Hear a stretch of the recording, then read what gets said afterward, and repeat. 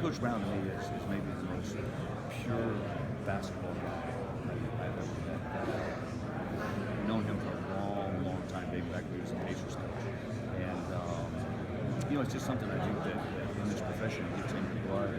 I think all of us would much rather just coach than deal with a lot of the other stuff. But when I think back to when I started as a coach 17 years ago to the things we have to do today, it's a completely different world in terms of what the job entails. But it's gradually happening. We all sort of adjust to it. I was thinking back to last season, being at the Illinois game, and just kind of back to like what you kind of deal with on a daily basis. And I heard fans like yelling at you to sit in your special chair. And I wonder if that stuff ever gets through. If you even hear that, if that bothers you, if that's no. I mean, it's funny because we were playing at Michigan State one time a few years ago, and it was back when I was wearing tennis shoes. Nobody ever knew I was wearing tennis shoes. Just some fan yelled at me, "You bum, you're wearing tennis shoes." I said, "I'm handicapped." I says, "Oh, I'm sorry, I didn't know that." But I say that from the standpoint of no, I mean that stuff doesn't. They could be yelling worse things, I think. So. And as far as like relationship with Gene, and you talk about wanting to do this for a long time. I know Gene's been incredibly supportive of you, and he likes what you're doing here. You talk about wanting to do this for a long time. You want to be here forever? What do you? Yeah, I think so. I mean, I think that you look at coaching. Somebody asked me about Jim Boeheim. How that came up, I'm not sure, but describe Jim Boeheim. I think that you look at a guy that played at Syracuse that has been as loyal as he can to that university and stood the test of time. I'm kind of ingrained in that, I think, from the standpoint of I've been here 13 years now, which is hard to do in basketball. And I think from the standpoint of, I always go back to where this program was when we started, and now going to the NIT, everybody's up in arms. That's a good thing from where we were when we started.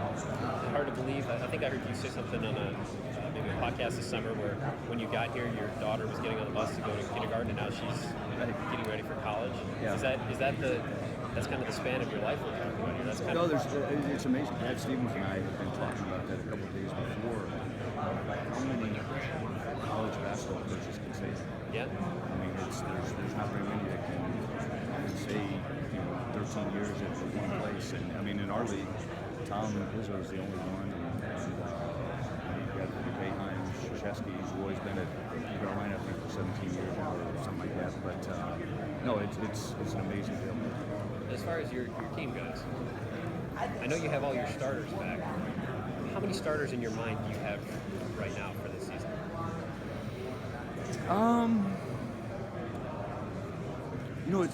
It's interesting because just through grading out practice and only grading the offensive side of the ball right now, 3 guys from last year will not be started. Really? Yeah, and I say that because I told our guys, this is the challenge. You have to play better. These guys are really playing solid basketball right now. But I said the good news is we got 4 weeks to go until we tip off, and let's get competitive. And I don't say that for Trent. I say that from the standpoint of I like the way the new guys are coming in playing. People look at like what Cam gave you off the bench last year. They look at maybe, I know they're not the same type of player, but Jay Sean obviously dealing with some physical issues going through playing in the post and everything. Could Cam be a starter for you? Yes, I think he can. And the one thing I love about Cam, I've always wanted a spark off the bench, and Cam embraced that role last year. I think that this year is obviously a different year. I think from the standpoint of, and I've told our guys this, I may not play the 5 best players, but I play the 5 guys that play the best together, both offensively and defensively. And Cam has made some tremendous strides in ball handling and his defense, and I like the level he's playing at right now. Do you keep like lineup plus minuses? Yeah. Because that thing, I do that too, and it takes an incredibly long time to do. And if you don't do it, then I didn't know if there was much point to it. But so I'm glad that all that. Yeah. Do you value that stat? Because there's a lot of talk about people like sometimes it means a lot and sometimes maybe it doesn't. How much do you put value into? Well, I Is it think every there case is different? there's validity in the long haul. Yeah. Of one game can be team goes on a run when a kid's in there, something like that. But I think from the standpoint of over the season, I think it tells a lot of things about guys and guys playing together. So how did you see Jay Sean kind of attack rehab this time around? Because he had the same injury in high school, obviously. Right. But maybe how is he different in his second stint with this injury? Well, I think anytime you go through sort of the same injury, it's like anything in life. You've learned a lot about rehab. You've learned a lot about the do's and the don'ts of what you need to do to get healthy. And I think from Jay Sean's standpoint, he was in every single day doing exactly what he was supposed to do. And sometimes it's those exercises that don't look like they're doing much because they're working one small muscle on the shoulder or whatever. But he was as diligent as I've seen in terms of his rehab. For a player like Jay Sean, I think it's not all that bad for him to take some time off because he plays so hard, he competes so hard, and that sort of thing that he's now getting himself back in shape and been very pleased with how he's played. He's had 10 practices or so, whatever it is now. Yes. Is he back, or when will he be back? No, he's back. He's back. Yeah. I mean, he's Jay Sean again. Yeah. Okay. But I mean, he's. You saw the second half season last year. He played at a very, very high level, and but I think from the standpoint in terms of can he be in a little bit better shape? Yeah, I think he can. But I'm cool with that. We got 4 weeks to get him right. How healthy are you guys? Everybody good to go? Yeah. I mean, we're. And it's funny talking to Coach. I mean, we're all things. Just talking. We've got ankles, hamstrings.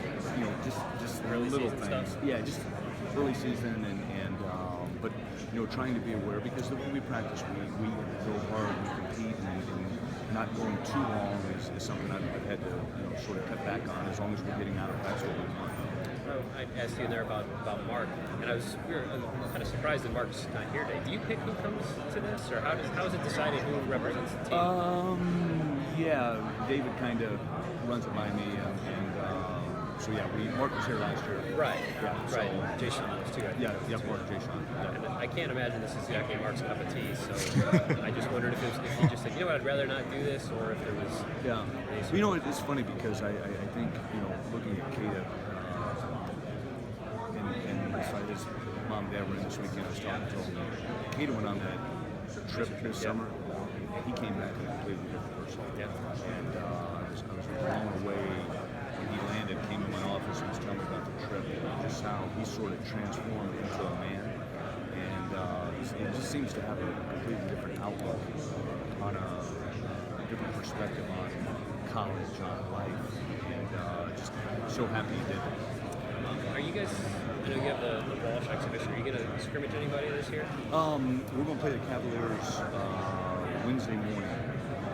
The big thing is LeBron wants to play the NBA balls. I want to use them. No, we're going to scrimmage OU. I was like, wait. I was like, you had me go over. So I was like, wait, are they actually going to? No, we're playing OU. Okay. I'm trying to think of the date. It's at Saturday, 29th.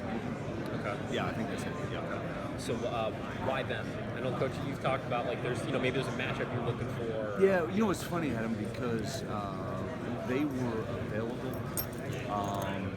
I had all intentions. I wanted to play an exhibition game on the road because we're opening up at Navy. So I want to take our guys somewhere, and we at the last minute we found out we couldn't do it. And so they would allow you to play a road game as an exhibition game. So that was my intentions of what we were going to do. So I was going to play 2 exhibition games. Okay. And so OU I ran into them late this summer, and they said that they were looking for something, so we played that. Okay. Speaking of the Navy game, we talked to Jay Sean a little bit, and I'm not sure if you guys have talked yet, but he said that he's obviously aware of some of the issues going on in the country, and he's talked about maybe wanting to do something to show that they're paying attention. He said something that he wouldn't do it unless the team wants to do it. He said he would obviously talk to you. You guys had any conversations about anything like that? We haven't yet. Just from the standpoint that we haven't gotten that far, but it is something that I love talking about current events with our guys and making them aware. I think the more they know, which is a good thing.